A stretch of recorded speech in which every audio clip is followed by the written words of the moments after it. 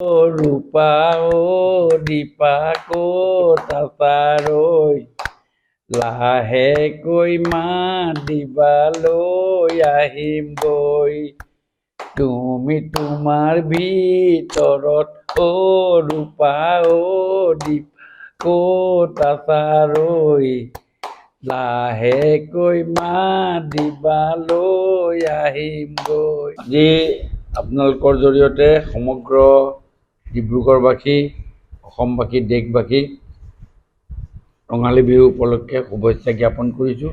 যাতে আমি সকলোৱে ভাতৃত্ববোধ বহন কৰি আগন্তুক দিনত আমি আমাৰ ৰাজ্যখন ভাৰতবৰ্ষৰ ভিতৰত 5খন ৰাজ্যৰ ভিতৰত আমি প্ৰতিষ্ঠা কৰিব পাৰোঁ। এই গোটেই কথাখিনি আগত ৰাখি আমি আপোনালোকক সকলোকে ভাতৃত্ববোধ বহন কৰি সকলোৱে মিলিজুলি আমি অসমখনক এটা বিশেষ ব্যৱস্থাৰে আমি আগুৱাই লৈ যাবৰ কাৰণে আশা কৰি আজি ৰঙালী বিহু উপলক্ষে মই প্ৰত্যেকজন ব্যক্তিকে মোৰ ফালৰ পৰা মই বিশেষভাৱে শুভেচ্ছা জ্ঞাপন কৰিছোঁ। সকলোৱে সুস্বাস্থ্য হওক, সকলোৱে শান্তিৰে থাকক, তাৰ কামনাৰে পুনৰবাৰ আপোনালোকৰ জৰিয়তে দেশবাসীক মোৰ এই আহ্বান থাকিল। এইবাৰ বিহু আহিছে, নিৰ্বাচনৰ লগত আছে, কি ক'ব? হয়, চাওক, এইটো এটা নিৰ্বাচনৰ পৰম্পৰা এটা। আগতে আমাৰ নিৰ্বাচনবিলাক যেতিয়া আহে 5 বছৰ মূৰে আমাৰ বিহুৰ আগতে হয়, কিন্তু এবাৰ বিহুৰ পাছত হয়।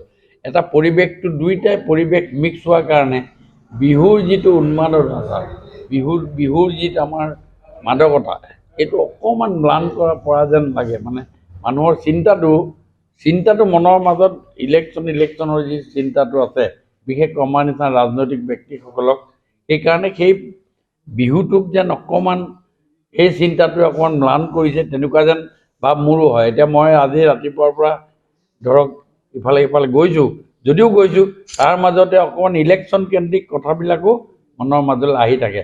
যাই কি নহওক, আমি বিহু আমাৰ থাকিব, বিহুৱে আমাৰ চিন, আৰু বিহুৱে অসমীয়া জাতিৰ স্বাভিমান। আমি সেইখিনি কৰা পৰম্পৰা 2টা দিন আজি সম্পূৰ্ণৰূপে ভাবিছোঁ, ৰাতিপুৱাৰ পৰা 2টা দিন সম্পূৰ্ণ ঘৰত থাকিম। ঘৰত থাকি যিসকল ৰাইজ আহিব তেখেতসকলক আতিথ্য কৰা আৰু ভাতৃত্ববোধ বহন কৰাটোৱেই আজিৰ 2টা দিনত ৰাজনৈতিৰ পৰা আঁতৰি থাকি এই কামখিনি কৰিম বুলি মই কৈছোঁ। বিহু বুলি বিহু বতৰত বিহুগীত মানে আজি মোৰ মাতটো হেৰি হৈ আছে, তথাপি আমাৰ ভূপেন দাৰ এটা গান আছে, মাঘত দেখোন উৰুকা নহয় তুমি নহ'লে, বহাগ বিহুত বিহু ঢোল নাবাজে তুমি নহ'লে।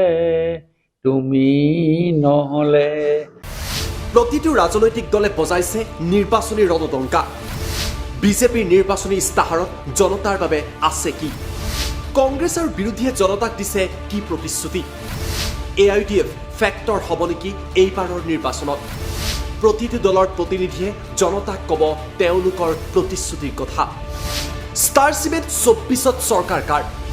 পাৱাৰ্ড বাই ডাটা মিছন।